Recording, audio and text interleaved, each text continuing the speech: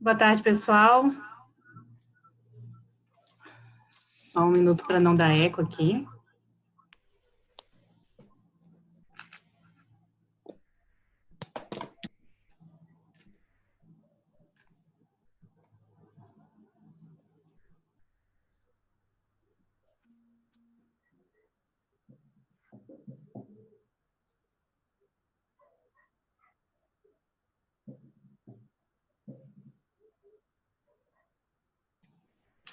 Agora sim, boa tarde, pessoal, boa tarde a todos.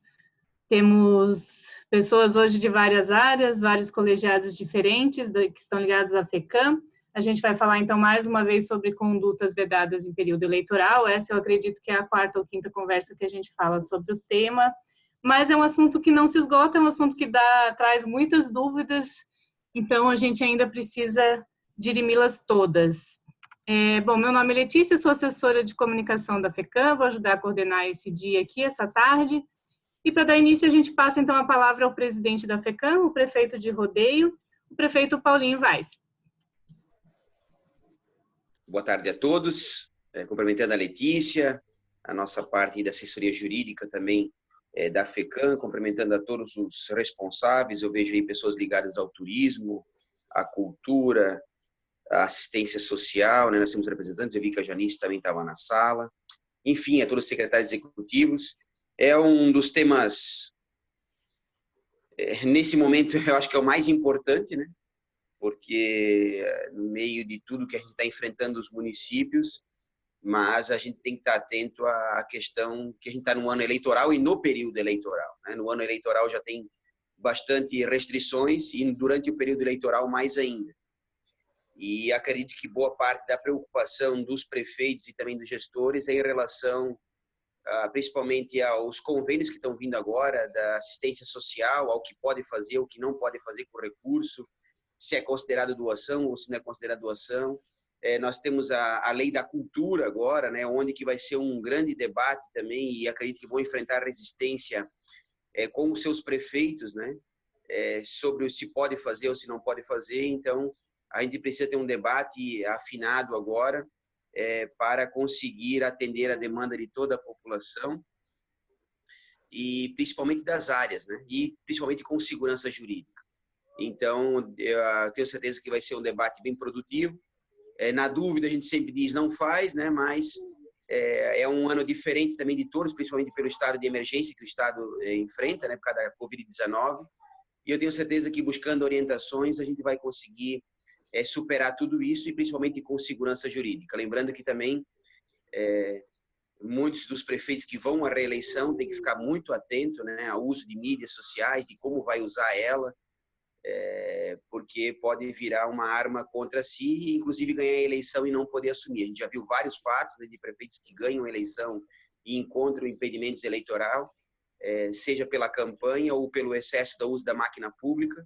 Então, tem que cuidar muito com isso para não enfrentar problemas lá na frente, tá bom? Eu tenho certeza que a Letícia vai ficar aí como coordenadora, eu não vou poder participar, mas eu tenho certeza que vai ser um debate produtivo aí a todos os que fazem parte dessa sala, tá bom? Um abraço a todos. Muito obrigada, presidente. Bom, eu sei que são muitas dúvidas, a gente tem um período aí nessa tarde, mais ou menos perto de 2 horas, para a gente poder conversar. Mas, para dar início, então, a gente vai passar a palavra para a nossa assessora, coordenadora da assistência jurídica da FECAM, a Juliana Plácido, que vai fazer o início, e aí, posteriormente, as perguntas também vai entrar conosco o nosso consultor jurídico, que é o Dr. Luiz Magno Bastos. Eu só queria agradecer, assim, primeiramente também a Janice e a Gilmara, que incentivaram para que a gente fizesse, né, essa conversa também com todos os colegiados. A gente vinha conversando muito especificamente com algumas áreas mais atingidas com as condutas vedadas, mas a gente entende sim que é importante que todos saibam, tenham esse conhecimento, principalmente na área de comunicação, é uma área que hoje acaba atingindo todas as demais áreas também. Então, Juliana, para dar início, pode começar. Obrigada, Letícia. Conseguem me ouvir bem? Como que vai ser a dinâmica, Letícia? O pessoal vai fazendo as dúvidas no chat, depois que nós fizermos a apresentação inicial? Isso, quem tiver dúvida pode já ir colocando no site, no chat, desculpa, a gente vai sistematizando aqui, no final a gente faz as perguntas todas juntas, as respostas. Tá, perfeito, então. Bom, boa tarde, pessoal. Como a Letícia me apresentou, eu sou a Juliana Plácido, coordenadora do Núcleo de Assistência Jurídica da FECAM. Trabalho com assessoria jurídica na FECAM, junto com o meu colega, Dr. Luiz Magno, que também está aqui. O que a gente vai passar para vocês hoje, muito do que a gente já falou em outras lives, são orientações gerais de condutas vedadas, e elas foram elaboradas com base na disciplina legal contida nos artigos 36b, artigo 73 e artigo 78 da Lei das Eleições, que é a Lei 9.504 de 97, também com base na Lei Complementar número 64 de 1990, que é a Lei da Inelegibilidade, principalmente o artigo 22, que visa impedir o uso do aparelho burocrático da administração pública de qualquer esfera de poder, tanto federal, estadual ou municipal, em favor de candidatura e, dessa forma, assegura a igualdade nas condições na disputa eleitoral. De acordo com o ministro Luiz Fux, a relação de condutas vedadas objetiva principalmente combater a assimetria de oportunidades patrocinada por recursos públicos. Além das hipóteses expressamente previstas na Lei das Eleições, a Justiça Eleitoral também tem competência para aplicar penalidades em casos que julgue que tenha havido abuso de poder por parte de um agente público. Então, atos de governo, ainda que formalmente legais, eles podem ser entendidos como abusivos se de algum modo puderem ser associados com a concessão de benefícios a certo candidato, partido político ou coligação, ou se forem praticados em desfavor da liberdade do voto. Então, os agentes públicos eles devem ter cautela para que seus atos não venham a provocar qualquer desequilíbrio na isonomia necessária entre os candidatos e nem violem a moralidade e a legitimidade das eleições. Também gostaria de informar para vocês que desde o dia 15 de agosto, data de início das vedações contidas no inciso 6º do artigo 73 da Lei das Eleições, a FECAM retirou do ar as notícias cadastradas nos portais municipais, aqueles que são desenvolvidos pela própria FECAM, com exceção aquelas notícias que possuíam a tag Covid-19 ou coronavírus. O procedimento não é capaz de retirar do ar os destaques da página inicial, uma vez que o cadastro desses é feito separadamente. Então, títulos e fotos, mesmo que se referindo a assuntos diferentes da pandemia, eles continuaram aparecendo nesse local do portal e, por essa razão, os destaques foram retirados do ar para as devidas adequações. Essas adequações precisam ser feitas manualmente pelos municípios e pedimos que verifiquem seus destaques e os ajuste, no gerenciador com informações referentes ao coronavírus, porque essas informações foram liberadas pela Emenda Constitucional número 107 de 2020. A partir da meia-noite, então, quando foi, no dia 19, estes destaques retornarão ao ar com as devidas atualizações realizadas pelas prefeituras. A gente também pede para que os municípios avaliem os banners postados no portal, verifiquem se os mesmos se enquadram na legislação eleitoral. E colocamos também uma outra tag, que é a legislação, ela veda a disponibilização de notícias no portal, com exceção daquelas que falam sobre a pandemia e outras relacionadas a publicidades legais. Então, a tag utilidade pública foi criada para isso, para quando quer fazer uma informação no site, no portal, relacionada à utilidade pública. Vamos ver agora mais informações que eu preciso passar para vocês antes da gente iniciar. Informações de utilidade pública, então, só para deixar mais claro, seria o caso de ações, serviços em canais de comunicação estrita, não aquelas que são coordenadas em diferentes plataformas. Isso a gente também pede para cuidar. Informações como avisos meteorológicos, como frio intenso, rajadas de ventos, ou informações como ônibus coletivo, horários de ônibus coletivos, informativos escolares, esses também podem continuar sendo publicados. E a gente vai passar agora a responder uns questionamentos que nós já tínhamos respondidos, né? Já tínhamos feito essa live para assessoria de imprensa. E enquanto eu vou falando, podem surgir novos questionamentos. Então, por isso que a gente vai repetir elas aqui, vai passar novamente elas, e depois vocês vão fazendo novos questionamentos e a gente vai respondendo elas aos poucos no chat, tá? Então, sobre assessoria de imprensa, chega o nosso questionamento aqui se jornalista que é licitada na prefeitura e quer saber se o contrato precisa ser encerrado nesse período eleitoral. A resposta é que não há necessidade de encerramento do contrato. O papel do jornalista é fazer a relação com a imprensa e isso não é proibido de ser realizado durante o período em que é vedada a realização de publicidade institucional. Sobre pagamento de rádios, né? Então, não é possível fazer pagamento de qualquer tipo de publicidade institucional nesse período, salvo aquilo que pode ser diretamente relacionado a ações de divulgação do Covid. Envio de releases para a imprensa pode ser realizado nesse período? Sim, os conteúdos noticiosos eles podem ser divulgados em forma de releases para a imprensa, devendo conter apenas um relato mínimo, neutro e objetivo de determinado ato ou atividade da administração que seja de interesse público, especialmente, então, aqueles relacionados a campanhas de órgãos públicos e das suas respectivas entidades, destinados para enfrentamento da pandemia do Covid-19 e a orientação da população quanto a serviços públicos e outros temas afetados pela pandemia. Sobre entrevistas, né? Chegou bastante esse questionamento aqui para nós. O prefeito não pode mais conceder entrevistas em rádios ou jornais durante o período eleitoral? Ele pode continuar atendendo a imprensa para falar de situações essenciais?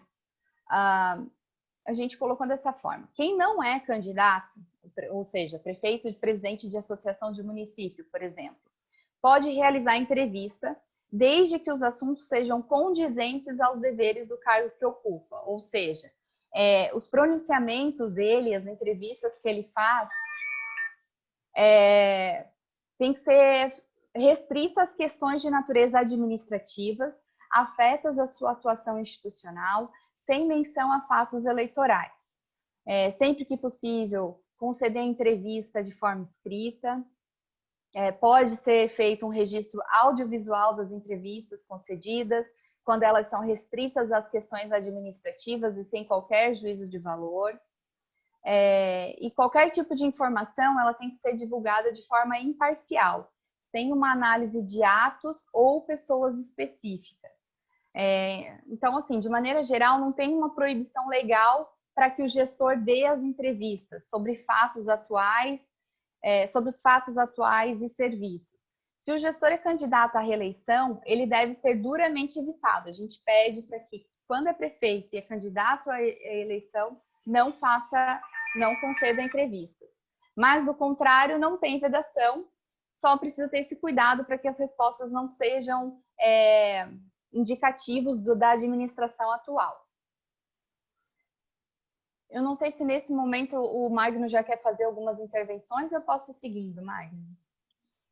Eu acho que pode seguir um pouquinho mais, Juliana, e na sequência a gente consegue, talvez, começar já a responder um pouquinho as nossas questões. Acho que a gente já tem algumas perguntas, que mais uns 15 minutos a gente já consegue ir para o chat. Tá. Caso a imprensa procure a prefeitura durante esse período eleitoral para alguma resposta de alguma situação específica sobre, por exemplo, uma obra no município, pode ser realizada essa entrevista? Sim, ela pode. Então, como eu falei na outra questão, é sempre dando preferência para entrevistas escritas, né? Se atendo sempre ao fato, não fazendo menção à administração atual, sempre de forma imparcial, sem análise de atos ou de pessoas específicas, né? Outro questionamento. Pode continuar com as notícias publicadas e a veiculação semanal da programa de rádio? Então, esse período ele é justamente o período que é vedado de publicidade institucional. Então, notícias publicadas, elas poderão ser realizadas desde que observados os limites de informação jornalística, com vistas para dar conhecimento ao público de ações do governo, mas sem menção às circunstâncias eleitorais ou sem promoção pessoal de agentes públicos, né? A informação, a divulgação de conteúdos estritamente informativos de interesse do cidadão, como eu tinha falado, os horários de ônibus, questões escolares, avisos meteorológicos, que são de orientação ou de prestação de serviço, pode continuar sendo feitos, né? E cabe ao órgão zelar por aqueles que façam esse tipo de publicidade. Então, outros tipos de publicação que pode ser feita também, publicação de atos oficiais ou meramente administrativos, que não caracteriza publicidade institucional, publicidade de atos e campanhas de órgãos públicos municipais e das suas respectivas entidades da administração, que são destinados para o enfrentamento da pandemia e para a orientação da população quanto a serviços públicos e outros temas afetados pela pandemia, né? Isso sempre com muito cuidado. E o que é completamente vedado são ações publicitárias, exceto se essas ações publicitárias forem autorizadas pelo Tribunal Superior Eleitoral e desde que elas versem sobre atos, programas, obras e serviços e campanhas. E é vedado também a propaganda de produtos e serviços, exceto aquelas que tenham concorrência no mercado. Essas são as exceções. Ju, eu acho que a gente já tem uma porção de perguntas no nosso chat e talvez, eventualmente, eu sei que pode talvez parecer para a gente que esteja um pouquinho assistemático, né? Mas é que como nós temos pessoas de diferentes colegiadas e talvez seja difícil sistematizar as perguntas previamente às suas respostas, então a gente vai fazer meio que seguindo um pouco na sequência. E eu pediria só para que a Letícia tentasse, pelo menos, organizar as perguntas, meio que pulando algumas, para que a gente tente tentar, tanto quanto possível, fazer com que o bloco seja temático. Por área. Mas eu acho que seria, exato, alguma coisa dessa natureza ali. Então, se puderes avançar nesse sentido, tentar pular algumas perguntas para tentar compactar, tanto quanto possível, por área temática. Tá bom? Eu estou mais ou menos tentando já colocar elas em áreas, digamos assim. Não sei se eles iniciar já, porque depois algumas vão continuar. Por exemplo, a gente já tem algumas perguntas, por exemplo, sobre comunicação. Com certeza virão mais. Vocês querem já começar a responder ou a gente vai... Eu acho que a gente pode começar a respondê-las. E talvez pode começar a respondê-las não pela comunicação, mas por uma outra temática que eventualmente esteja presente. Acho que seria bastante produtivo nesse sentido. Desde já pedimos desculpas a todos, porque como é uma questão de compartilhamento, troca de bate-papos, a ideia não foi fazer uma exposição sistemática prévia, uma apresentação, mas tentar dividir um pouquinho as dificuldades e dúvidas para que a gente possa aprender coletivamente. Letícia, está contigo. Certo, eu vou fazer algumas perguntas, eu vou começar assim, vou falando a verdade, a grande maioria até agora é em relação à comunicação, mas vamos algumas outras, sobre repasses de recursos. Certo. Eu vou ler a primeira aqui então. No caso de repasse de recurso ao município, advindo de emenda parlamentar, cujo repasse ocorreu antes do dia 15 de agosto, porém o processo licitatório para aquisição do bem ou obra aconteceu a homologação no dia 19 de agosto. É possível efetuarmos o pagamento à empresa vencedora do certame, bem como recebermos o bem ou iniciar a obra no período posterior ao dia 15 de agosto, sem incorrer em proibição da lei eleitoral? Obrigado, Letícia. Bem-vindo, boa tarde, na presidência. Boa tarde a todas e a todos. Uma vez mais, uma satisfação estar com vocês aqui na tarde de hoje. Eu saúdo o prefeito Paulinho, agradeço a confiança a nós depositada em uma árdua tarefa nesse contexto e passo a palavra, então. Pois então, essa pergunta é muito recorrente. É só para que a gente lembre o seguinte. A proibição legal é para que eu faça o quê? Para que eu tenha repasses ocorridos no período vedado. Se o repasse para aquisição de serviço ou para a realização de uma obra aconteceu integralmente antes do período vedado, não há nenhum impedimento para que você possa continuar a processar a execução da licitação, da contratação, da aquisição do bem.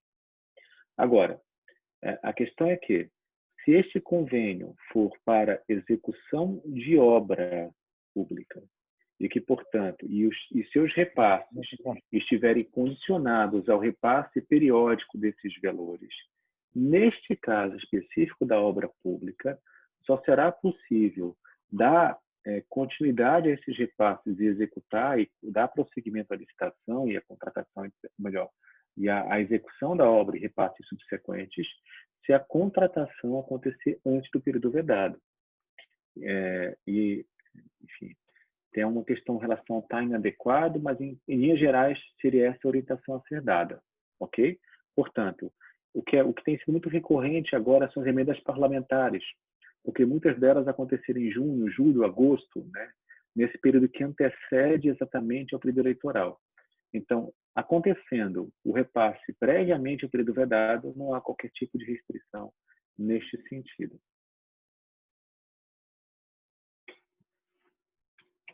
Próxima pergunta também sobre repasse. Nosso município firmou convênio com a CI em junho de 2020. Tivemos o repasse da primeira parcela do convênio em julho de 2020. Estamos em fase de conclusão do processo licitatório. Gostaria de saber se poderemos dar ordem de serviço à empresa vencedora do certame e darmos, assim, início à obra durante o período eleitoral. Acho que é meio parecida com a primeira pergunta, né? É parecido, mas a questão toda é o seguinte: o que é proibido são os repasses subsequentes. Se eventualmente a obra e o contrato firmado prevê repasses periódicos no período vedado, não pode. Então, não comece a obra, porque senão você vai ter que paralisá-la e vai ter custos de desmobilização. Então, agora, se é uma obra de pequenos recursos para recapeamento de alguma coisa específica, etc., em que o repasse se der, já se deu integralmente, aí você pode dar prosseguimento. Tem alguns convênios com a União que estabelecem exatamente isso, que o repasse seja feito parcelado. Então, a obra só iniciaria depois desse repasse. Por isso que a gente tem que cuidar exatamente como que vai ser feito, né? Certo. Algumas perguntas sobre bens, no caso, distribuição de bens, mas algumas têm relação com o próprio Covid. Vamos lá. Os recursos oriundos da portaria número 369 do Ministério da Cidadania, que destina recursos para cofinanciamento de ações socioassistenciais visando ao enfrentamento da situação de emergência em decorrente do Covid-19, cujos recursos serão utilizados para adquirir cestas básicas, colchões, material de higiene, limpeza, EPIs e cobertores e travesseiros, e serão distribuídos às famílias e indivíduos em situação de vulnerabilidade social e de imigração. Os beneficiários serão os imigrantes, famílias cadastradas no CadÚnico, não conheço. CadÚnico. E também no do BPC. Pergunta, se pode ser feita essa distribuição no período eleitoral? Vamos lá. Só para que a gente possa, eu vou fazer uma pequena... Ju, me permita fazer uma pequena explicação sobre programas sociais. Aí eu faço uma explicação preliminar que talvez já ajude a contextualizar a resposta, tá bom? Aproveita então, e já fala um pouquinho da alimentação escolar.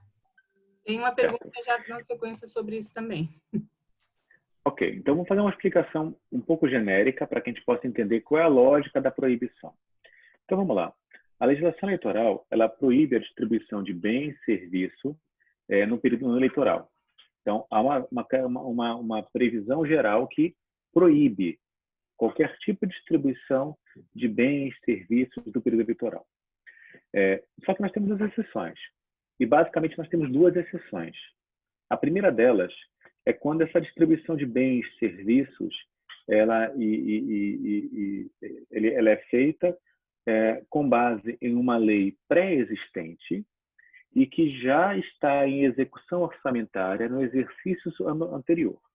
Portanto, vamos supor, o município X tem um programa de assistência ao agricultor, ou um programa Y tem já um mecanismo de cesta básica, distribuição de pessoas, um programa já estruturado com base numa lei municipal, referente à assistência médica hospitalar em comunidades carentes. Estou supondo, né? Então, Se existe um programa com uma lei, com base que cumpre uma lei municipal, com alocação de recursos e que já foi executado no exercício anterior e que, portanto, eu estou continuando uma prática assistencialista, uma prática de fomento econômico, são aspectos que podem ser realizados. Agora, esse poder ser realizado tem uma série de cuidados. Qual o primeiro cuidado? Eu não posso distribuir esses bens e recursos, ainda que o programa seja um programa autorizado em lei, fazendo promoção pessoal dos agentes públicos.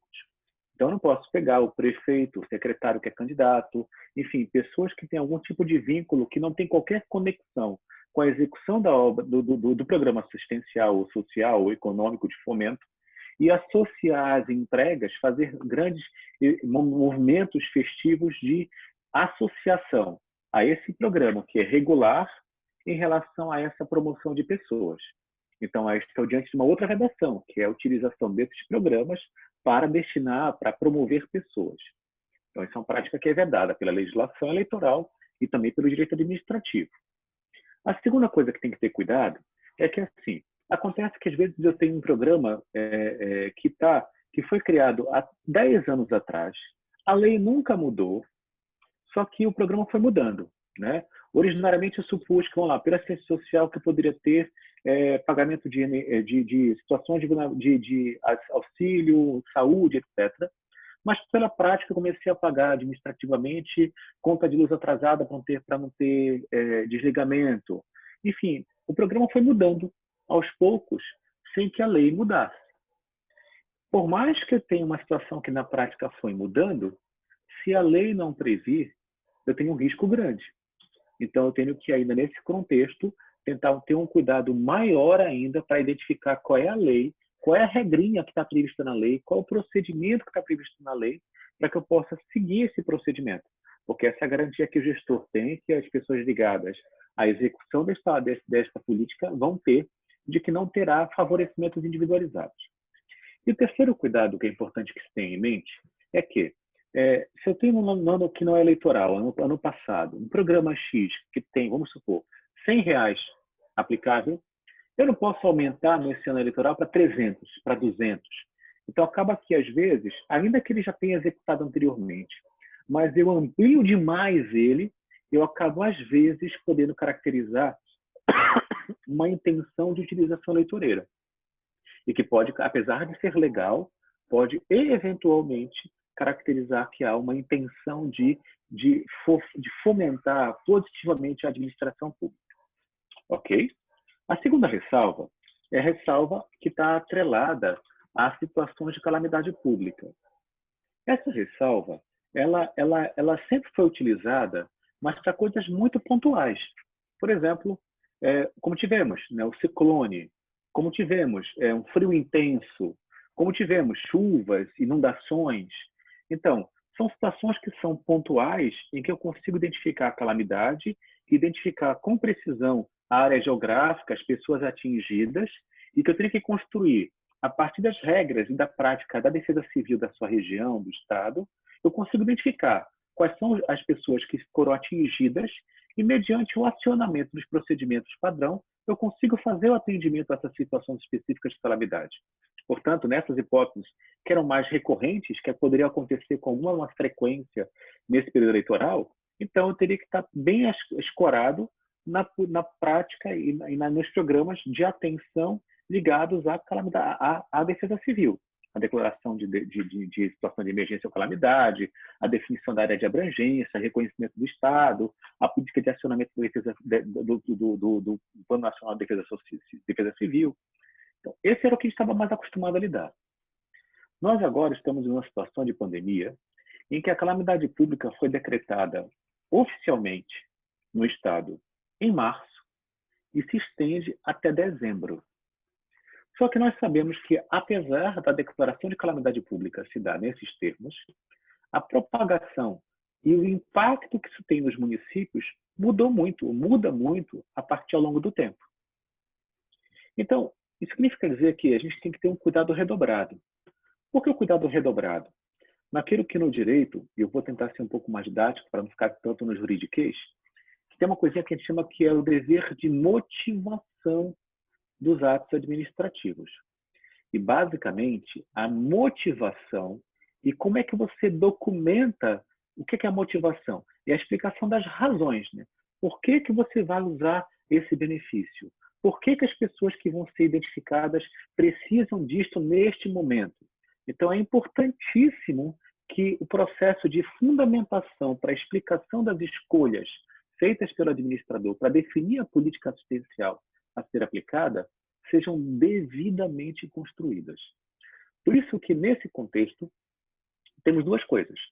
Nós já temos o BPC, né, que é o benefício de prestação continuada, e nós temos o emergencial, que a própria LOAS geral fixa com a reprodução dos seus municípios, com uma série de balizamentos e critérios de distribuição em que eu tenho os cadastros fixados para as regras do jogo já estabelecidas. Portanto, eu posso continuar executando esse serviço? Sim, pode. A questão é que, eventualmente, eu tenho um processo de ampliação desta atenção. E ampliação exatamente porque eu tenho, em razão do desemprego, em razão das situações de maior vulnerabilidade que alguns grupos tiveram, nós temos um aumento normal, quero dizer, em razão da pandemia, um aumento de uma clientela, o que em tempos normais de que a calamidade pública é isolada não aconteceria. A grande questão nesse processo é tentar acionar o comitê gestor local, né, o comitê que gere a questão da assistência social, para que os critérios sejam sempre previamente fixados por esse comitê com a participação de integrantes de fora do município, para que eu consiga ter a definição dos critérios a partir de uma sistemática fixada pela legislação, que dá ao gestor que vai executar esse programa mais tranquilidade e mais segurança. É possível utilizar estes recursos oriundos da portaria mencionada? Óbvio que sim, deve ser utilizado. Eu já, quando fui questionado algumas vezes sobre isso, o que eu tenho feito de pergunta? Eu digo o seguinte, ok, se até hoje o município não distribuiu esse kit de higienização, né, estamos há 5 meses de pandemia, por qual razão eu vou começar a distribuir agora? Por que eu pergunto isso? Porque eu tenho que ter uma resposta técnica razoável, suficiente, que consiga explicitar as razões pelas quais, somente nesse momento, é imprescindível o recurso desta ferramenta para atender aquela população na vulnerabilidade. Porque somente agora os recursos foram com essa finalidade. Então, somente agora eu pude fazer a compra específica em relação a esse aspecto, por exemplo. Ou, enfim, lembrem-se que a lógica de quem está vendo o objeto de controle à luz do direito eleitoral, qual é? Bem, se eu estou há 5 meses em pandemia, por que só agora, à véspera das eleições, é que eu vou ampliar o programa? Então, a pergunta é muito importante que se faça pensando o seguinte, olha, de quem está querendo acusar-me de favorecimento político, Ministério Público, juiz eleitoral, a oposição? Qual é o fundamento técnico? Por que razão somente agora?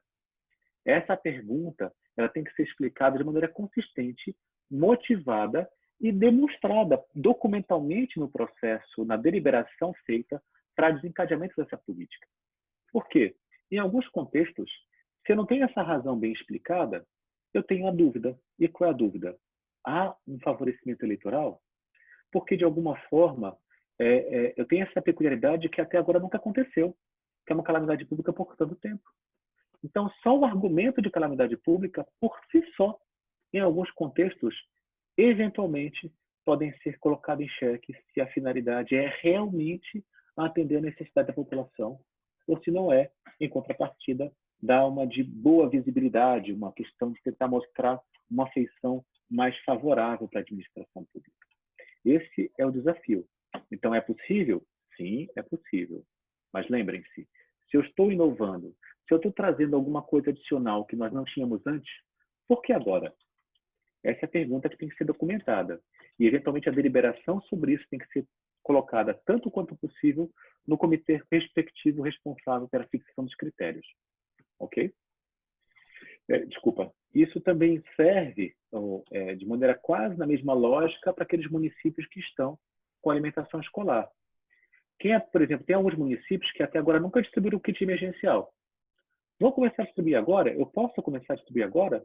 Talvez possa. Mas por quê?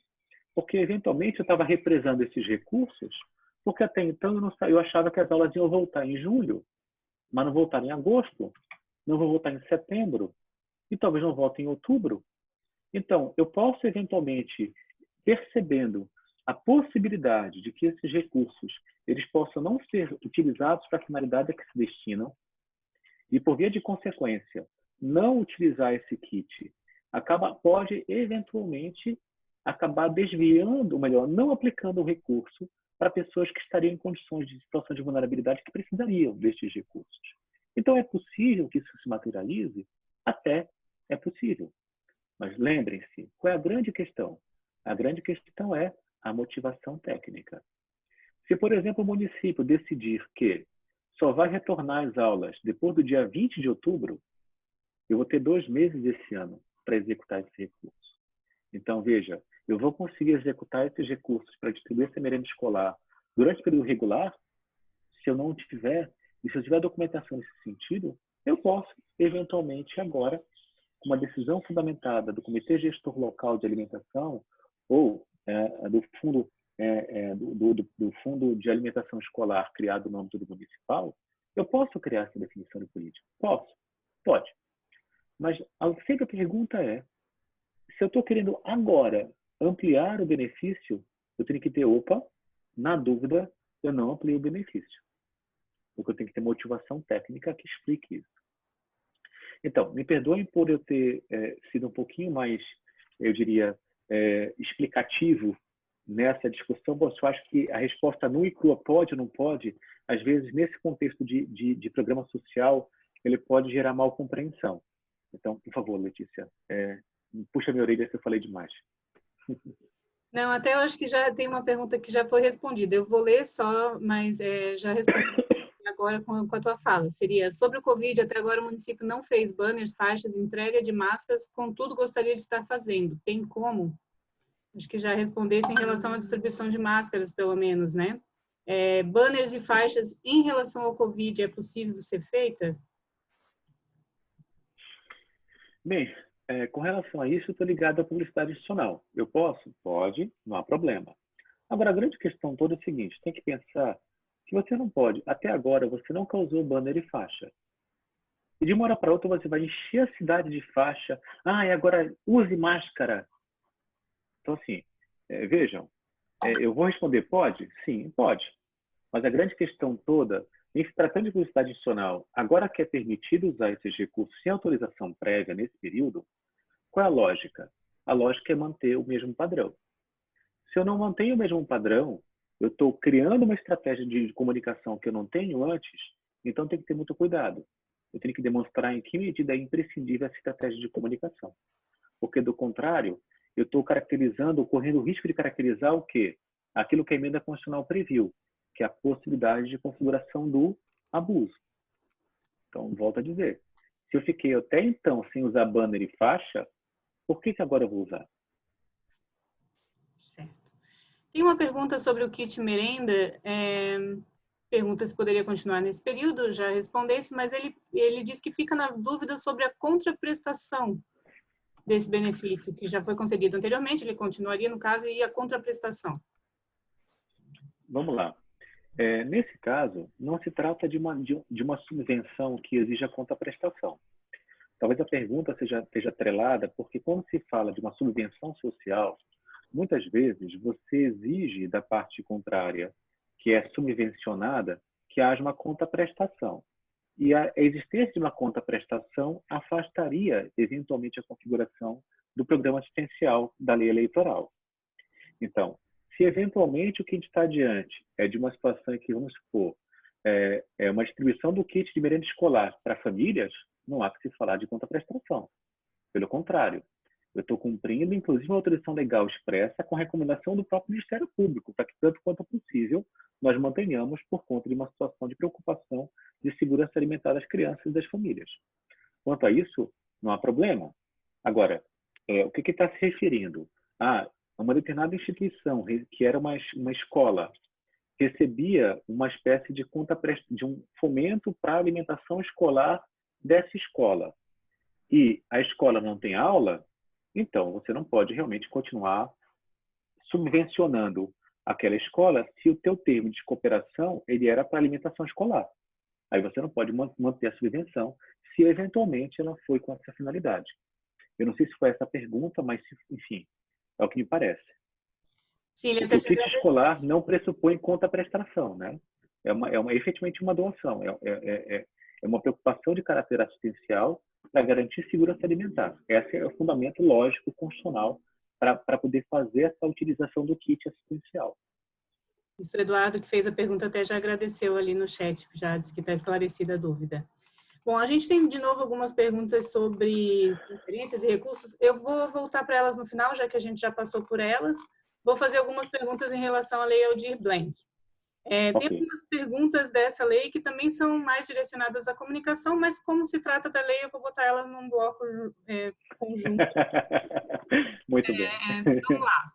A divulgação dos cadastros municipais de cultura e os beneficiários que têm acesso aos recursos descentralizados pela Lei Aldir Blanc podem ser divulgados no site do município, considerando-os como atos oficiais e meramente administrativos, utilizando então a tag utilidade pública? Pois então, vamos lá. Sim,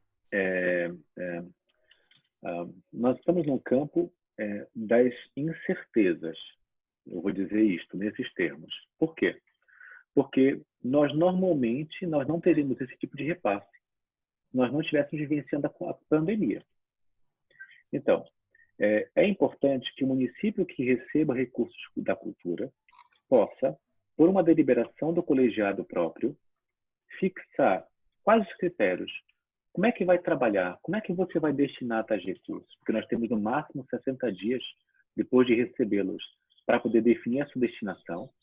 Então, é importante que haja uma reunião ampliada com a sociedade civil, engajada, envolvida com a cultura, para que monte essa deliberação de um comitê próprio e que fixe as regras.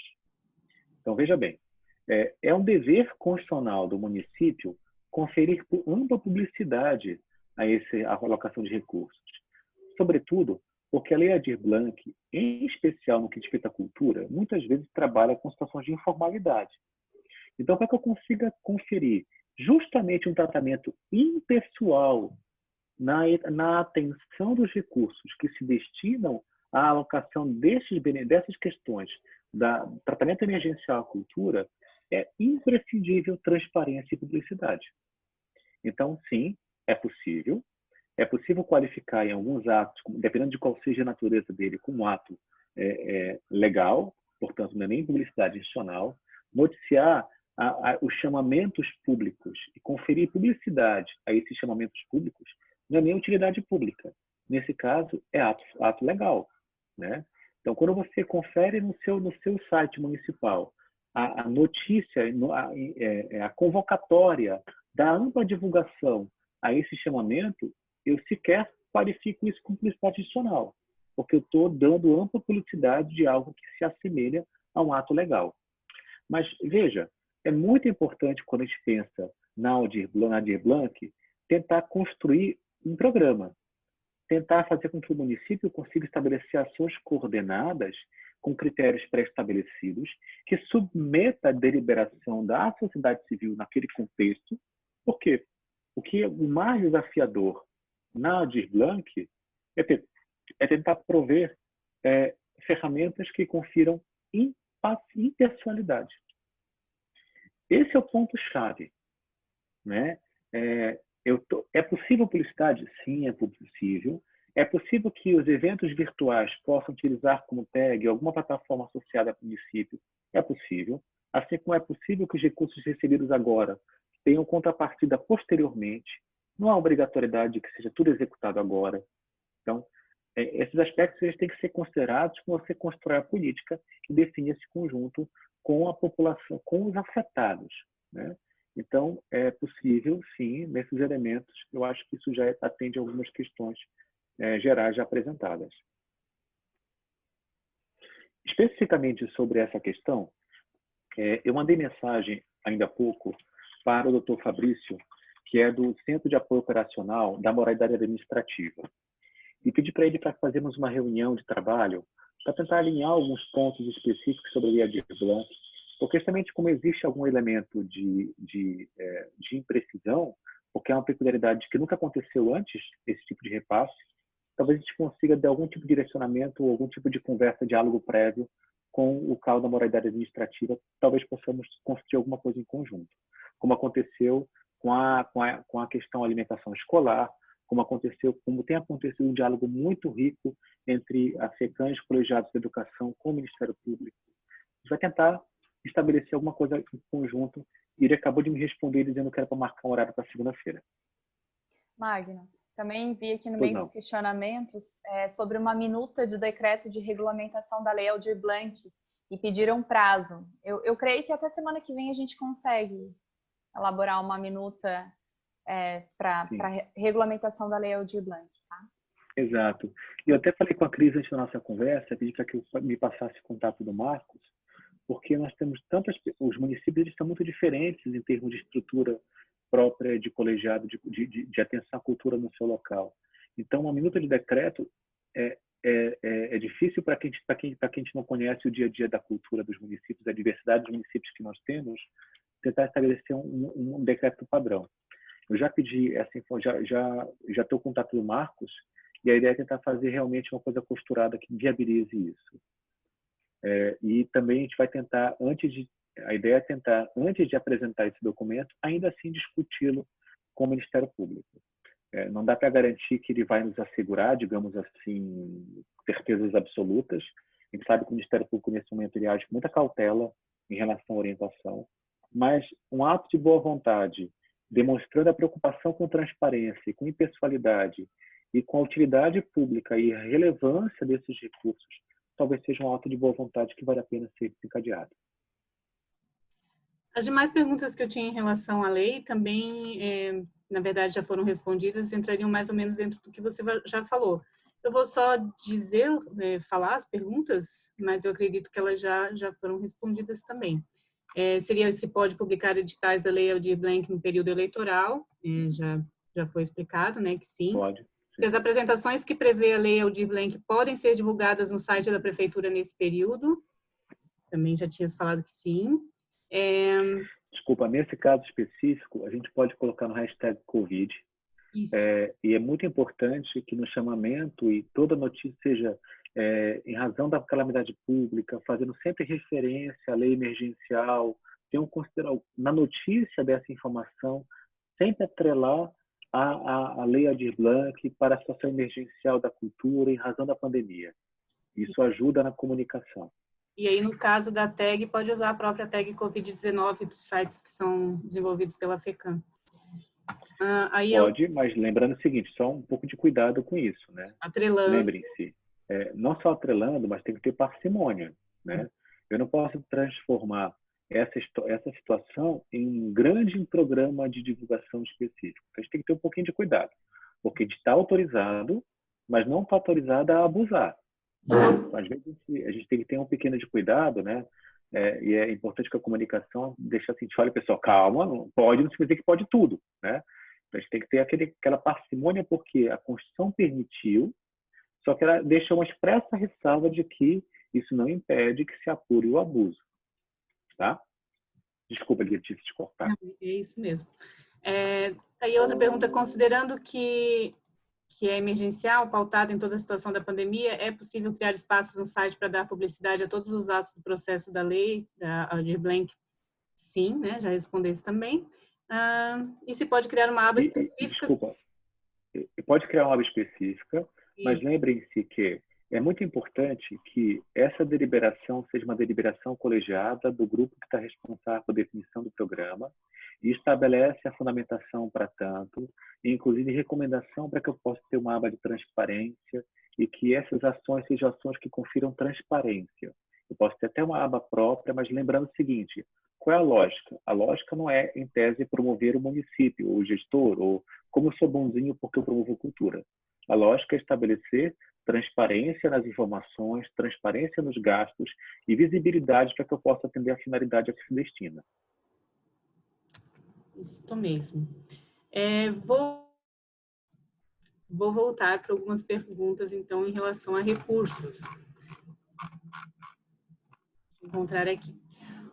Ok, vamos lá. O recurso já está na conta desde o final de 2019. A programação, já aprovada antecipadamente, dizia justamente que a aquisição dos bens seria a partir de agosto.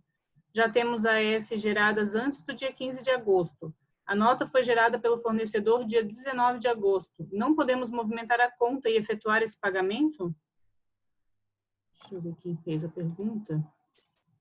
Bem, eu acho que já foi respondida. Sim, a vedação legal é para que o repasse aconteça no período vedado e, sobretudo, no que diz respeito à execução de obra pública. Não, neste caso, para a execução de obra pública, os repasses eles têm que estar condicionados ao contrato e à execução anterior ao período vedado.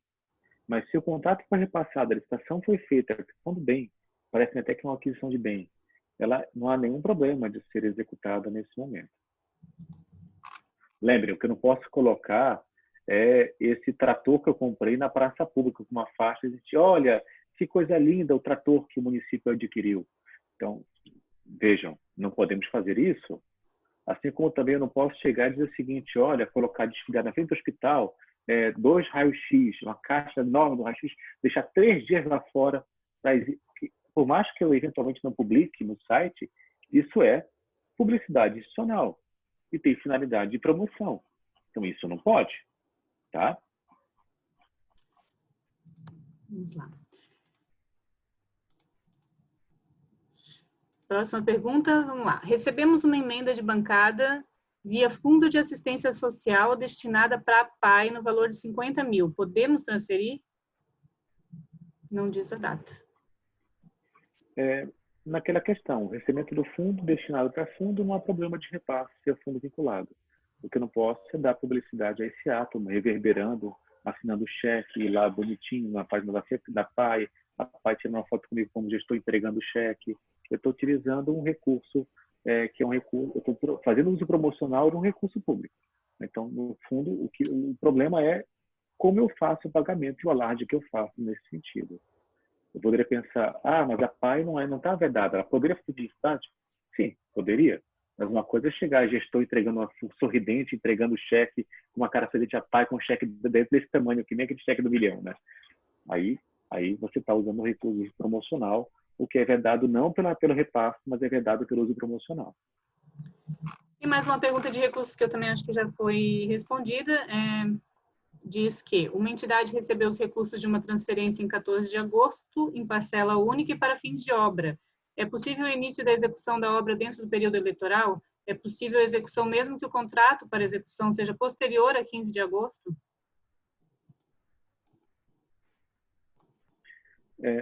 Bem, está chegando próximo da zona de penumbra. Em princípio, é possível. A vedação é para repasses em contratos na obra que não estejam sido implementados com cronograma pré-estabelecido. Repasse único, em tese, não há problema. A questão é que, eventualmente, às vezes, o repasse é único, mas tem outros recursos que vão atrelar, enfim, tem que ter um pouquinho de cuidado na peculiaridade da contratação pontual. Mas não há problema. A única coisa que a gente chama atenção em relação à obra ou outras contratações nesse período, a lei não proíbe que haja nova licitação ou contratação nesse período, não há proibição. Agora, uma coisa que tem que ter muita cautela em relação às licitações é que, eventualmente, você pode ser acusado de favorecimento de contratos de vantagens por relações pré-existentes em relação àquele período em que você pode estar, eventualmente, parecendo que está favorecendo. Então, às vezes, tem que ter alguns cuidados nas contratações por isto. Não que não é possível, não que não haja, que haja vedação para que uma licitação se materialize nesse momento. Vamos entrar, então, na comunicação. Tem algumas perguntas repetidas, mas vamos lá. Informações de horários de atendimento dos serviços, no caso CRAS, ou enfim, páginas de Facebook de CRAS e afins, podem postar ou compartilhar nas redes informações de horários de atendimento de serviços? Vamos lá. Horário de atendimento a serviço, sim. Eventual orientação sobre como procurar quem, aonde, sim. Agora, uma foto da pessoa recebendo a cesta básica, não. Uma foto da realização das entregas, do cadastro das pessoas, não. Então, uma coisa é você prestar um anúncio, essa informação de que eu tenho que disponibilizar, como se eu tivesse colocado um 102, uma ligação para a prefeitura, horário de atendimento do CRAS. Sim, eu posso, eu tenho que disponibilizar o horário de atendimento do CRAS. E se por alguma razão, algum recurso específico para o BPC, ele vai ser feito na unidade X, você pode dizer, olha, recursos específicos para que você possa cadastrar, faça uma ligação prévia para tal número, ou vá para tal unidade. Sim, pode. Né? O que não pode é dar qualquer conotação que você está promovendo no sentido de dar aquele aspecto de que como a administração pública é boazinha com você, cidadão que precisa. Eu queria ler, posso só complementar, já que Por favor, que é uma dúvida que tem chego muito e eu acredito que a gente consiga esclarecer, até para a gente poder orientar depois também. Em relação aos benefícios, está bem claro, né? Eu acho que o Luiz Magnus já deu conta, até porque na prática a gente não faz isso, né? De tirar foto, de expor nas redes, enfim, porque um benefício, ele tem essa questão de não expor, da questão vexatória, de não ser usado para fim eleitoreiro, enfim. A questão são os serviços. Então, assim, o CRAS, ele oferta lá um serviço, vamos pegar o CREAS, que aqui alguém colocou CREAS, né? Uma campanha sobre violência contra a mulher. A própria equipe técnica que fala, que orienta, enfim, que dissemina a informação. Em nenhum momento entra qualquer questão de candidato ou coisa assim. Então, a grande dúvida é se os serviços podem continuar fazendo essas atividades que fazem parte da oferta do serviço, que antes era feita presencial e que hoje são feitas via remoto, né, e pelas redes sociais, se há a possibilidade de continuar fazendo essas atividades e essas ações, no sentido preventivo, protetivo, né, a própria equipe técnica, enfim. Se nós tivermos, por exemplo, uma situação como esta, vamos supor que uma live da FECAM, da EGEN, sobre contas vedadas, o município pode fazer, por exemplo, um momento do assistente social com relação à questão de orientação às famílias em razão do isolamento social. Então, é uma espécie de palestra de orientativa. É um serviço. Inclusive, diante da impossibilidade de realizá-lo fisicamente, esse serviço ele pode ser feito de maneira online? Sim, é possível. Eu acho que está dentro daquela margem de que é um serviço que tem que ser virtualizado, sobretudo porque a sua finalidade está exatamente, Janice, em atender uma situação de necessidade decorrente do isolamento social. Agora, se eu estou querendo fazer uma questão que seria recorrente, ou algo que seria eu vou inaugurar uma campanha. Vamos pensar, olha, vai ter uma campanha contra o suicídio. Bem, aí eu estou fazendo por mais que eu tenha uma utilidade pública nessa campanha, se eu crio uma identidade, estabeleço uma situação em que eu estou estabelecendo um conjunto de ações para um enfrentamento específico, não, eu não posso. Né? Agora, se, por exemplo, vamos supor que o assistente social mantenha reunião periódica com famílias em situação de vulnerabilidade, ou então mantenha a necessidade de que ele se reporte presencialmente àquela pessoa que tem que ir até o CRAS para fazer um atendimento periódico.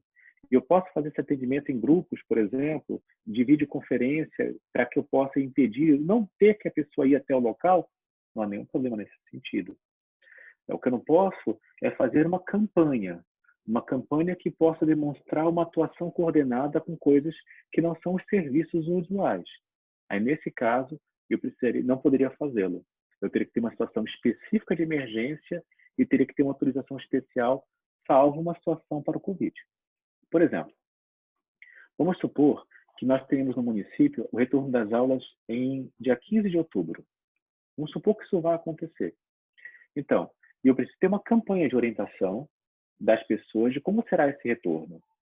Então, eu posso fazer ações estruturadas, tanto em ciência social ou de publicidade do município, a dar orientação de como será o retorno, ou a gente vai ter que fazer, por exemplo, um chamamento inicial de como é que as famílias estão, para que eu consiga, então, fazer uma análise preliminar de quais são as famílias que vão começar o atendimento, já que vai ter rodízio.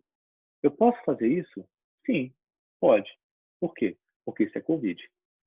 Agora, se eu vou ter uma campanha publicitária para isso, eu já começo a ter um pouco mais de ressalva. E se eu tiver dúvida em relação a essa campanha, talvez eu possa invocar a previsão legal para pedir uma autorização judicial específica com um programa de uma campanha a ser desencadeada. Mas vejam, essa explicação de ações coordenadas de atenção ao retorno às aulas é dentro do Covid, porque as aulas só vão estar paralisadas e só estão voltando agora da forma como estão sendo voltadas, com os protocolos de segurança, por causa da atenção do Covid. Vou botar um pouquinho mais de lenha na fogueira, que tem perguntas aqui também sobre redes sociais escolares, e é o mesmo caso de CRAS, enfim, CRES, que tem redes sociais, elas podem ser mantidas ou têm que ser desativadas? E aí a gente... Então, esse é uma questão difícil de ser respondida com precisão. Eu posso ajudar um pouquinho, Magno? Por favor, Leite Juliana. Tá. Que bom que tu assumiste.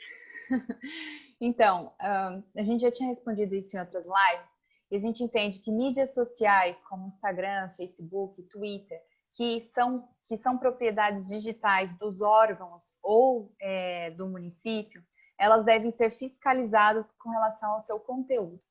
Então, mesmo que o prefeito tenha determinado a proibição ou suspensão de publicidade institucional nessas mídias sociais, a veiculação da publicidade está sujeita ao controle de legislação eleitoral e, então, é preciso tomar todas as providências cabíveis para que não haja um descumprimento de proibição legal, tá? E isso vale independente se o prefeito do município é ou não é candidato. Então, o questionamento que sempre vem seguido, o seguinte, né? As redes sociais, elas devem ir para o modo oculto? Não necessariamente. A gente admite, pede para cuidar, admitido os registros audiovisuais de eventos anteriormente, que eram permitidos anteriormente, mas desde que a realização ela não configure uma publicidade institucional, nem que seja republicadas novamente, né? Então, por isso que precisa ficar cuidando. E aí eu posso até complementar junto, que essa já é uma discussão bastante antiga nossa, né? Uhum.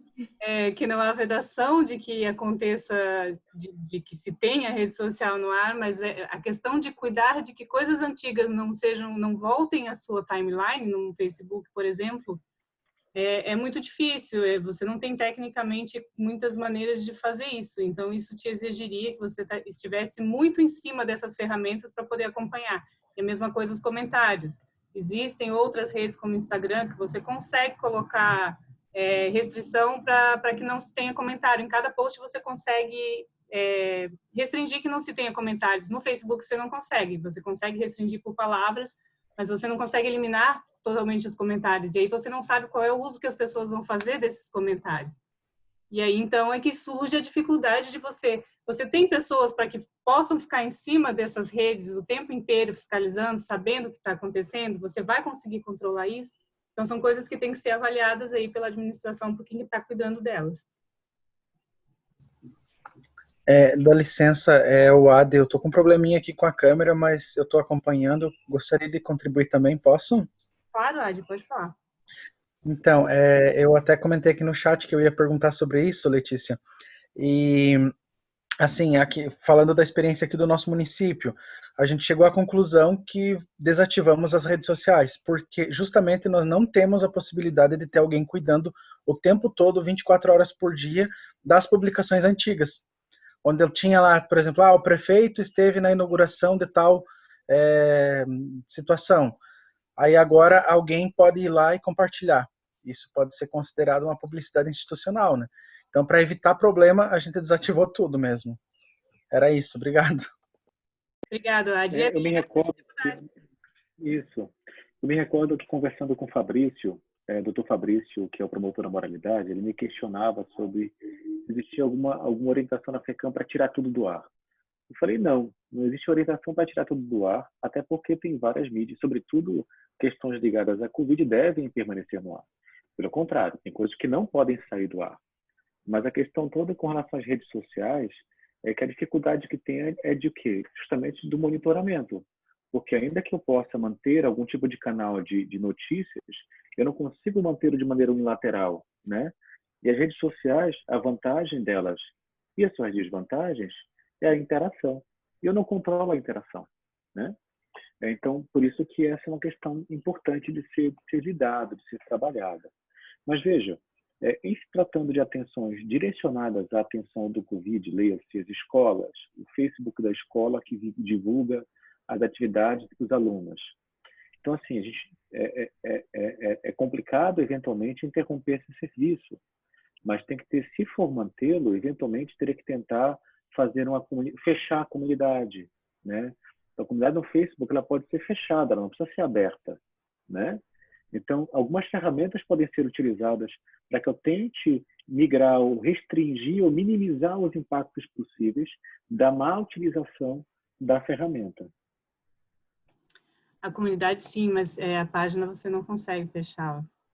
Olê, deixa eu falar aqui um pouquinho com o doutor Benedito. Oi, doutor Benedito, tudo bem? Ele fez um questionamento ali no WhatsApp. Se o doutor puder refazer aqui, acho bem importante a gente revisar esse seu questionamento. Deixa eu abrir aqui, então. Boa tarde a todos. Todos tranquilos? Tudo. É o seguinte, ó, o questionamento... Calma aí. O questionamento é o seguinte, ó. Com essas mudanças relacionadas às redes sociais, principalmente aí depois pós-Covid, né? Muitos dos agentes públicos, eles têm participado de lives. Então, nessas lives, até a recomendação nossa aqui foi de que o poder público não faça, porque, no meu entendimento, é uma forma de divulgação do que está sendo feito nesse período que é vedado. Mas eles são convidados por entidades para participarem. Então, aí eu não sei até que ponto eu estaria dizendo não participa, ou participa, mas não como um agente público, participa como cidadão. Como cidadão você está tranquilo, não tem impedimento. Agora, eu falar como agente público, eu tenho uma dúvida a respeito disso, sabe? Então, eu não sei se já apareceu para alguns colegas esse questionamento, né? E parabéns aí. Obrigado, Luiz. Obrigado, Ju. Obrigada, doutor. Eu falei bem no comecinho. A gente explicou que pronunciamento e entrevista dos agentes públicos, eles não são, em regra, vedados, desde que realizados no exercício das suas funções e restrito àquelas questões de natureza administrativas que são afetas à sua atuação institucional. Isso sem menção a fatos eleitorais, né? Mas a gente também alertou que, caso o agente público seja candidato, a gente orienta que evite esse tipo de situação. Doutor Magno, quer complementar? Eu acho que é isso. No fundo, é uma pergunta que é difícil de formulá-la de maneira abstrata. Por quê?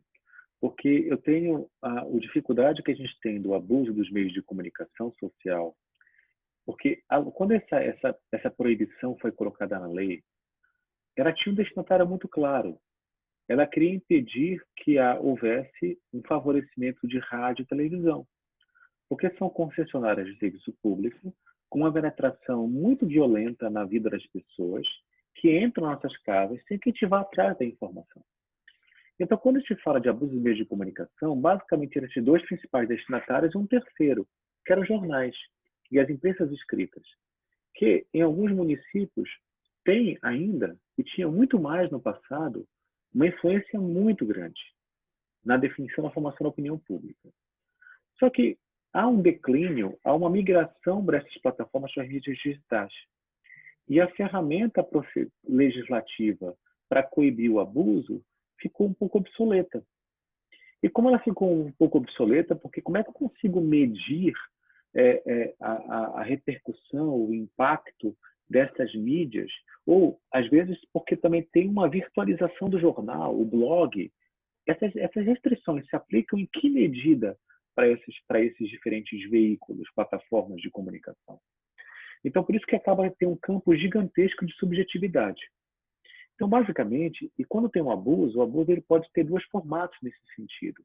O abuso do poder econômico, quando você, por alguma razão, tem acesso a recursos de divulgação, de exposição que outros não têm, ou justamente quando você se vale desse poder de penetração das redes, das meios de comunicação e acaba exaltando você ou prejudicando a tua imagem. Enfim, são as duas formas que se costumavam medir o abuso desse uso das mídias. Só que isso não existe com precisão. Então, entra naquele campo da subjetividade. E, geralmente, essa narrativa para caracterizar o pode ou não pode, Benedito, depende de um conjunto da narrativa. Ou seja, a hiperexposição, a vinculação dessas lives a um determinado grupo econômico muito forte na cidade, o quanto isso se revela ou se traduz em algum tipo de apoio, algum tipo de utilização de contratos da administração pública. Só que isso a gente não consegue dizer antes, de maneira abstrata, pode ou não pode. Então, via de regra, qual é a questão? Há proibição? Não, não há proibição. A grande questão toda é a seguinte: você não pode usar algumas palavras mágicas, você não pode pedir voto, você não pode se dizer candidato. E o que acontece? Você deve, tanto quanto possível, quanto mais a exposição natural em razão do cargo você tem, maior deve ter sua contenção nesse momento. Porque faltam poucos dias para que você seja candidato. Então, faltam poucos momentos para que você possa se lançar como candidato. Então, assim, nós estamos numa zona de 2 semanas, aproximadamente, 3 semanas, que antecipam isto. Então, é possível? Sim, é possível. Em alguma medida deve ser evitável, mas sempre se apresentando como cidadão, como pré-candidato, com opiniões próprias, e quanto maior a tua exposição natural pela condição de agente público, tanto maior deve ser a sua cautela em relação a recursos desse tipo de estratégia. Eu sei que é uma resposta meio sabão, meio advogado, mas, enfim, porque não existe preto no branco nisso. É o máximo que eu consigo dar alguma diretriz de encaminhamento de orientação de como responder, ou você advogado, ou você publicitário, como é que você consegue medir um pouquinho do excesso. Mas, volto a dizer, depende da narrativa como se constrói uma representação eleitoral contra. Vamos lá, continuando com as perguntas. Obrigado. Obrigada. Servidor público fora do horário de trabalho pode realizar postagens em redes sociais relacionadas a obras e aquisições? Pode.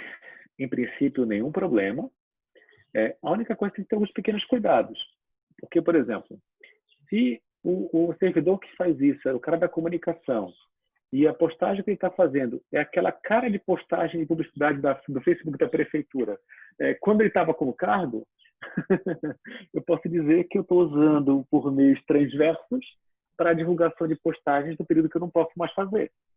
Então, assim, em princípio eu posso, lógico que pode, mas se isso é coordenado, se isso na mesma hora sai uma porção de postagens ao mesmo tempo, a gente pode estar caracterizando a ideia do abuso, etc., que é aquela história que eu te falei, que é difícil de dizer quando há abuso e quando não há, né? Mas, assim, é possível? Sim, é possível. Fora do seu horário de trabalho, sem usar o celular do município, ou sem usar um notebook do trabalho doméstico remoto do município, eu posso? Pode. Você, como cidadão, pode participar, pode criticar, pode elogiar, pode dizer, esse é o meu prefeito. Não há nenhum problema. Certo. Vamos lá. Programas de rádios habituais podem ser mantidos desde que usados exclusivamente para ações e informações do Covid-19? Aqueles programas que, na verdade, a prefeitura paga para ter um programa no rádio. Uhum. Informações de Covid. Então, vamos lá, pode.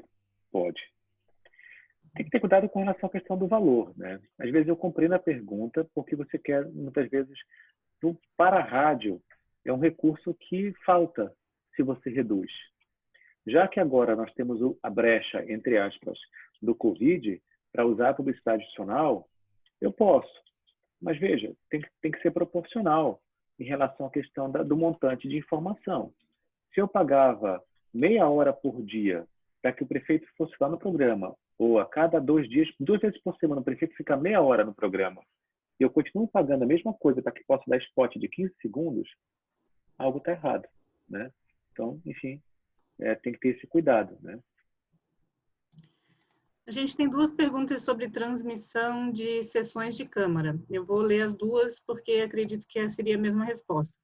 Olê, Oi.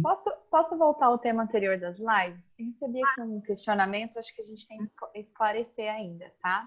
Questionamento que veio no privado, por isso que acho que não apareceu aí para você. Diz que o Conselho Municipal de Direitos da Mulher, através da Comissão Mulher na Política, tem a intenção de realizar lives com as candidatas que pretendem participar do Pleito 2020, para o Conselho entregar a carta de compromisso com as políticas relacionadas aos direitos das mulheres. Daí eu retornei o questionamento para saber se as candidatas são agentes públicos, e ela me explicou que seriam chamadas todas as candidatas de todos os partidos. Então, eu entendi que tem candidatas a ser agentes públicas e tem outras que não.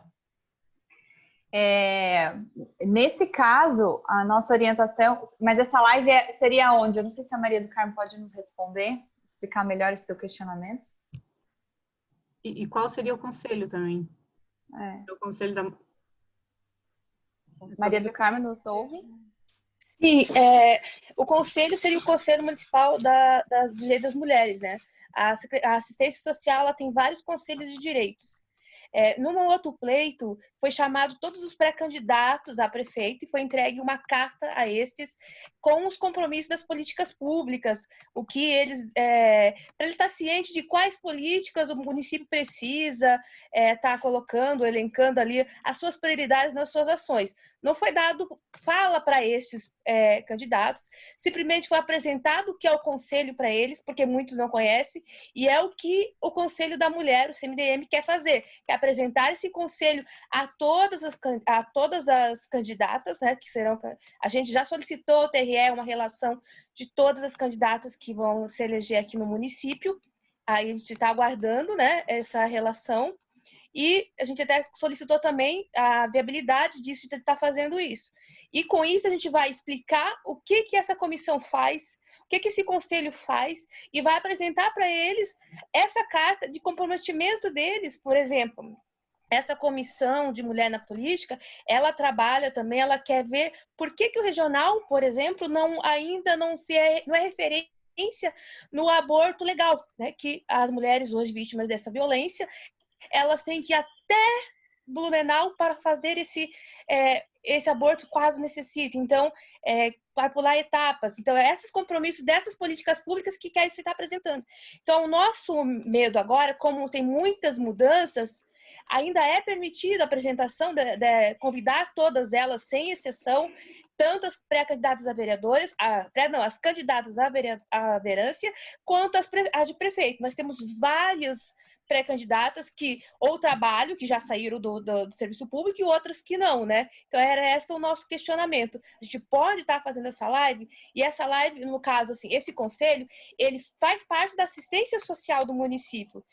Dentro da assistência social, tem uma secretaria executiva dos conselhos, e aí essa secretaria, ela faz um encaminhamento através do Meet, e aí com participação da unidade, a gente vai estar transmitindo essa live para o público em geral, né? Não sei se eu consegui explicar muito bem, talvez a Janice possa me ajudar, porque eu não sou assistente social, só estou assistindo aqui para perguntar mesmo, né?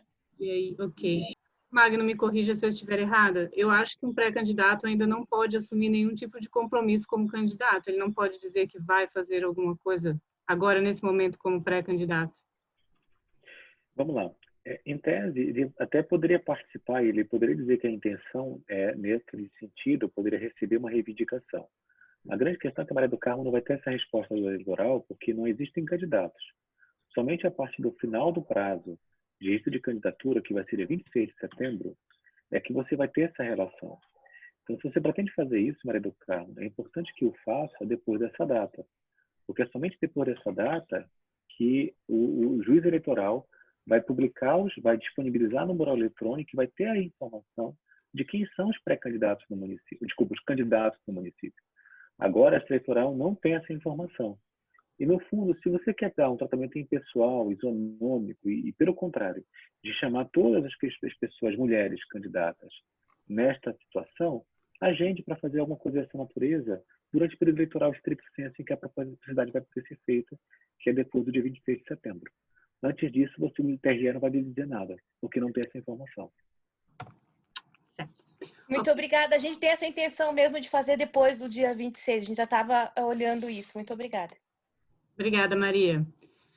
Vamos lá, pergunta sobre transmissão das sessões da Câmara. Tem duas perguntas e elas são basicamente iguais. Gostaria de saber em relação às transmissões via redes sociais feitas pelas câmaras de vereadores. Pode ou não realizar tal transmissão? E se sim, qual o modo de agir dos vereadores?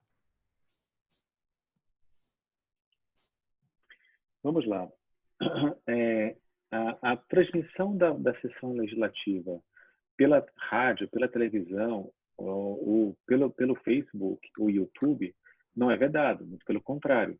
Essas sessões devem continuar sendo feitas da forma como são feitas. Por quê? Porque se trata de um serviço público de transparência e a legislação não impede nem que as sessões se realizem, tampouco que os vereadores se afastem. Então, é possível, sim, que as sessões sejam transmitidas.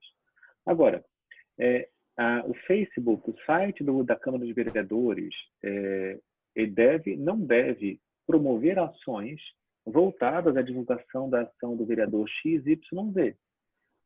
Em especial, se essa promoção se dá muito centrada em torno do presidente da Câmara, enfim, de algumas pessoas, que pode caracterizar um desvio e que vai caracterizar um uso da Câmara com a pretensão da promoção da atuação enquanto presidente. Então, vai ter que ter um pouco mais de cautela com relação a isso e de programas, eventualmente, que faça quanto à questão das ações do vereador. Mas não há proibição, deve continuar sendo feita como se faz anteriormente. Agora, o que o vereador pode dizer? Pois então, é um problema do vereador, não da Câmara. Digo, se ele usar sistematicamente da tribuna para fazer a campanha eleitoral e ele for interpelado pelos seus rivais nesse sentido, ele vai ter que discutir se não está deturpando o exercício da função da vereança e, eventualmente, ele pode ser acionado com direito de resposta na sua manifestação ou alguma prática de ponto irregular. Mas, sobre a perspectiva da Câmara de Vereadores, se ela pode coibir, se ela pode tirar do ar, enfim, são questões que não me parecem que se impõem. Os precedentes do TRE e do TSE sobre a matéria, eles reconhecem que é lícita essa divulgação, mas reconhecem que ela pode acontecer ao nosso amigo abuso, né? Então, o abuso é proibido, mas quem abusa é aquele que tem o poder da gestão ou o próprio vereador. Minha última pergunta de comunicação. Pode ser feita publicação no portal do município sobre a avaliação do cumprimento da Lei 3.979 de 2020 pelos municípios catarinenses, que é a transparência das informações COVID, realizada pela Rede de Controle da Gestão Pública de Santa Catarina? Acho que é obrigatório, né? Não, o que está dizendo em especial os municípios que foram bem avaliados. É meio que mostrar que você foi bem avaliado. Eu acho que não. Eu acho que você está fazendo uma veiculação promocional de um ranqueamento, por mais que a rede não tenha apontado o ranqueamento. No fundo, você pode, eventualmente, na tua página Covid, fazer lá uma referência ao final de que, olha, acompanhe monitoramento, fazendo você uma alusão à página, mas não publicar que o município teve avaliação A, B ou C. Tá, não, mas eu acho que o sentido do questionamento foi isso, dela fazer a veiculação junto com na aba Covid. Eu acho que foi isso. É a Sabrina que fez essa pergunta, Sabrina? Porque eu respondi ela no particular dizendo essas questões vinculadas ao coronavírus, ao Covid, elas podem ser feitas. É que eu não conheço quem está perguntando. Oi, Sabrina, diga. Oi, boa tarde. Seria mesmo no sentido que o Luiz Magno falou, no sentido de publicar qual foi a minha avaliação, se eu fui bem avaliado, nesse sentido seria. Não, então... Então, o que acontece? Você não faça assim, mas você pode, na tua página Covid, apontar, fazer um link fazendo referência à existência de uma rede de controle que avalia. Então, você, na verdade, no fundo, aponta para isso, que são balizamentos importantes, mas que você não está, entre aspas, usando o selo de bem avaliado. É um pequeno detalhe que faz uma eventual diferença na forma como você apresenta a imagem. Perfeito. Obrigada, Luiz. De nada, Sabrina. Voltar mais uma pergunta, porque já se repetiu também, sobre o Finisa. No caso de empréstimo do Finisa Caixa assinado em junho de 2019, sendo programado o repasse em 8 parcelas, para em 24 meses realizar obras de infraestrutura. No caso de obras que ainda não foram iniciadas e parcelas de recurso ainda não liberadas pela Caixa, existe algum impedimento de dar continuidade? O município só executou 3 parcelas.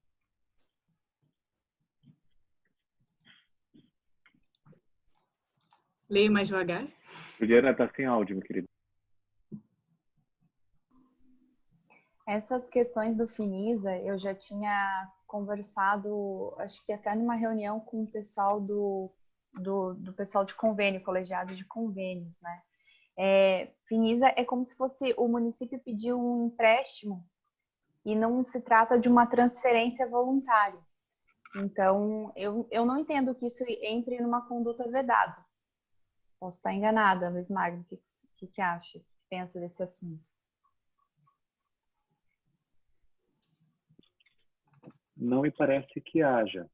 Só que eu teria que compreender um pouquinho mais. Eventualmente, a gente pode discutir, anota essa pessoa que está com a dúvida, a gente pode só depois conversar, Ju, sobre essa questão e eu respondo diretamente, porque eu não conheço a dinâmica exatamente. Então, para não responder em abstrato assim, eu anota para a gente a dúvida, que a gente discute e só ratifica na sequência. Tá bom? Certo, depois eu pego certinho aqui. Na verdade, eu não consigo pegar o contato da pessoa, então foi o Fábio. A Janice está dizendo que eu acho que a Natasha pode ajudar, não sei se é para isso. Certo. Se não, Fábio, a gente também pode encaminhar a pergunta aqui para a FECAM, a gente consegue ir atrás para responder. Tem uma pergunta sobre aniversário de município. Dia 8 de setembro é aniversário do município, a gente pode fazer uma live solidária nesse dia, custeada por um patrocinador?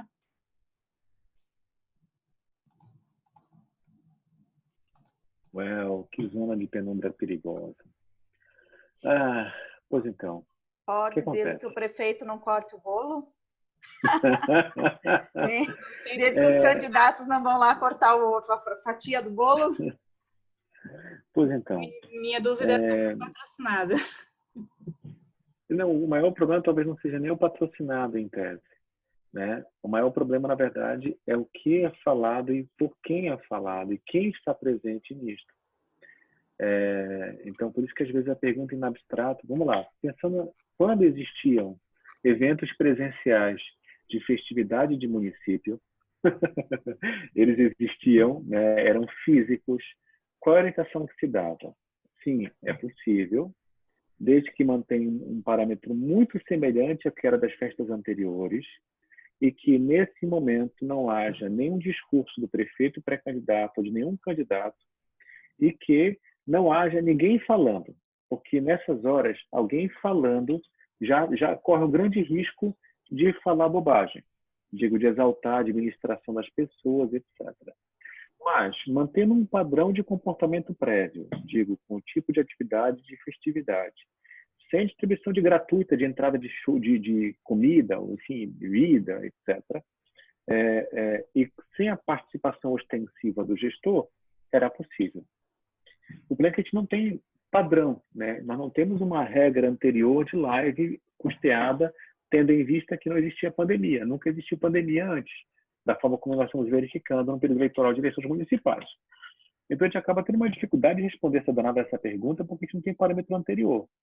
Então, sob o ponto de vista de realização de alguma atividade que possa enaltecer o município, sim, é possível, com muita parcimônia, sem gasto público, sem exibição do gestor. É algo que dentro dos precedentes, é possível. Agora, volto a dizer, nós estamos em uma zona que é difícil dar respostas precisas, justamente porque nós temos um aparente conflito, porque isso poderia caracterizar a publicidade institucional, de um lado, né? Mas fazer uma festa fisicamente seria pior, em tese, do que essa live. E eu posso fazer a festa. Então, a depender do contexto, é defensável, mas tem que ter muita cautela e um bate-papo muito cuidadoso com o seu jurídico do município. Tá. Tem uma pergunta aqui da Muris, pedindo para explicar melhor sobre a participação dos gestores em lives de outras entidades como parte do trabalho, no caso, participar como pessoa civil e não como servidor. Bem, aquilo que o Benedito falou, aquilo que a doutora Juliana disse, a grande questão é a cautela. Quando você não se apresenta como prefeito, como secretário de Educação, numa live, que é uma live de índole, sobretudo política, como pré-candidato, você minimiza risco. É proibido? Não, não é proibido. Então, no fundo, todo dia do elemento da cautela. A depender do contexto, dos riscos a serem observados e do que vai ser dito no contexto em que é falado, isso não há problema. Mas, assim, se essa live ela é feita numa entidade que é subvencionada pelo município e que faz uma baita de uma exaltação do município naquele contexto, aí aparentemente eu estou fazendo uma live que eu posso, mas em um cenário de favorecimento, de uma troca de favor em razão da subvenção que o município recebe. Por isso que respondê-lo é tão difícil, em abstrato. É possível? Sim, é possível. Não há nenhum problema, eu posso manifestar como pré-candidato, como pessoa, como cidadão. Mas, às vezes, tem algumas situações que podem gerar associações que possam parecer que há uma troca de favor econômico ou de vantagens e que eu não consigo dizer previamente, assim, 100% de segurança pode. Sim, pode, tem que ter cautela, mas, assim, como eu lhes disse, está no cenário de imprecisão em alguns contextos.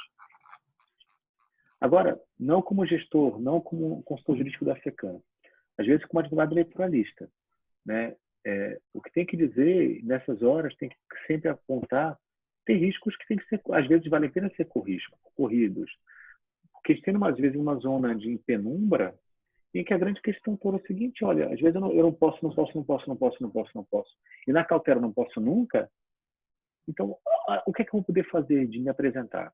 Mas a grande questão é que quem é gestor, sobretudo quem está num cargo de hiperexposição como um prefeito, ou como secretário que estava, né, secretário de saúde, ou alguém que já tem em razão da posição que ocupou, vinha tendo destaque muito grande, em especial aqueles que permanecem no cargo, devem ter mais cautela.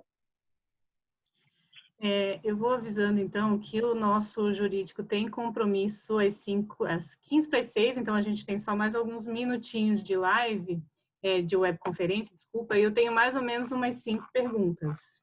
Eu vou sortear, e aí as que não forem respondidas, a gente tenta depois responder individualmente para essas pessoas. Pode cortar, Letícia. De repente, também vocês podem ver responsáveis colegiados, Janice, Letícia, Cepan, Gilmara. podem também, Gilmara, Cris com a cultura. Então, assim, de repente, uma forma também de via colegiado formular pergunta, te responde e responde no colegiado, e aí com isso a gente consegue socializar o máximo de pessoas também é possível. Algumas eu já respondi aqui no privado também. A gente consegue fazer mais umas 2, talvez? Depende da complexidade, sim. Tem uma que eu acho que é simples, ó. Há professoras afastadas de suas funções, pois são pré-candidatas a vereadoras. Elas podem continuar integrando os grupos de WhatsApp criados pela escola para o envio das atividades remotas ou elas precisam ser excluídas? Bem, integrar o grupo de WhatsApp, tecnicamente não há problema. O que ela não pode é trabalhar no grupo de WhatsApp. Então, ela não pode mandar notícias, informar, responder. Às vezes, ela está afastada, né? Porque ela está afastada, né? Então, assim, por prevenção é melhor sair. Mas ela é obrigada a estar, ela é obrigada a sair? Não, porque ela pode se manifestar, postar e atuar.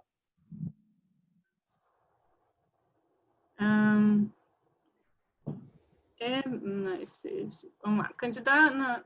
Como os municípios poderão comunicar às famílias para que realizem as atividades remotas com alunos nesse período, se não houverem redes sociais? Vamos lá. Volto a dizer, você tem que manter o que mantinha antes. Se a única forma de comunicação, se a maior forma de comunicação era a rede social, não tem como você interromper nesse momento. Então, você tem que criar aumentar ferramentas ou criar algumas estratégias que eventualmente minimizem, né?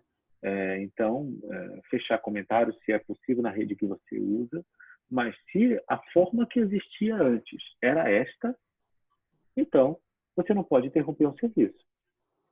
Se isso era só algo adicional, de reforço, alguns municípios colocavam, por exemplo, atividades lúdicas adicionais, aí avaliar se você precisa realmente disso. Aí é um outro contexto. Tem uma pergunta aqui que eu acho, bom, eu não sei se ela vai ser rápida de responder, vamos ver. Os conselheiros que compõem os conselhos de direitos da assistência social, que vão participar nesse pleito, eles têm que se descompatibilizar, porque não encontramos nada vedando, mas orientamos o afastamento por uma questão ética. Desculpa, eu não vi quem tem que se afastar, desculpa. Conselheiros que compõem os conselhos de direitos da assistência social, que vão participar nesse pleito, eles têm que se descompatibilizar, porque não encontramos nada vedando, mas orientamos o afastamento por uma questão ética. Na verdade, não é só uma questão ética. Eventualmente, a legislação ela tem uma interpretação bastante abrangente sobre servidor público para fins de descompatibilização. Às vezes, ainda quando você exerce uma função sem qualquer remuneração, sim, também se estabelece o dever de afastamento, até porque no exercício dessa tarefa eu desempenho alguma função de deliberação no âmbito desse conselho e, por via de consequência, eu posso usar isto como uma forma de plataforma, um mecanismo de plataforma política. Então, me parece que sim, há necessidade por cautela de afastamento, e não é só uma questão ética, eu acho que está dentro daquilo que deveria ser a lei de descompatibilização. Andou bem quem sugeriu que se afastasse. Tenho só uma pergunta também que já foi feita 2 vezes, sobre para reformar creches. Nesse período é possível fazer algum tipo de melhoria em creche, como construir refeitório, pintura? Por que não? Com dinheiro em caixa, sim, é possível. Bom, a gente ficou com 3 perguntas pendentes. Eu peço, então, que essas pessoas que não tiveram resposta, então, encaminhem essas perguntas para os seus colegiados, para que a gente possa também, então, dar essa resposta. As pessoas que eu consegui identificar, a gente pode até encaminhar individualmente, mas aqui no chat a gente não consegue o contato da pessoa. Então, por favor, encaminhem seus colegiados. A gente está chegando às 5h40 agora, pontualmente. Ainda temos 78 pessoas na sala. Mas eu já vou agradecendo a Juliana, ao Magno, por todas as explicações, agradecendo a todos que estiveram aqui com a gente. Espero que a gente possa ter tirado todas as dúvidas possíveis. Claro, ainda ficamos aqui com 3 perguntas, mas a gente vai dar um jeito ainda de esclarecê-las também. E é isso. Queria só registrar que eu acabei de confirmar com o doutor Fabrício, eu na quarta-feira para a Travessura de Blanc, às 14 horas. Então, se a gente tiver algum direcionamento, algum encaminhamento específico dessa reunião, nós avisaremos a todos, tá bom? Bem, Letícia, obrigado pela parceria, Juliana, pela parceria de sempre, Janice, e todos aqueles que integram esse esforço hercúleo da FECAM de tentar subsidiar e trocar experiências, dividir angústias. Eu acho que a gente está num processo de aprendizado único nas nossas vidas, e parabenizo a todos vocês que estão nesse desafio realmente grande de enfrentar a pandemia com eleições municipais prorrogadas e com tudo que temos. Foi um prazer estar com vocês. Até a próxima. A gente se encontra. Obrigado. Muito obrigada. Obrigada também, doutor Luiz Magno. Obrigada, Lê. Obrigada, Janice. Obrigada, pessoal. A gente demora um pouquinho, às vezes, para responder, mas respondemos. Estamos à disposição. Obrigada a todos. Até a próxima. Tchau. Tchau, tchau. Obrigado.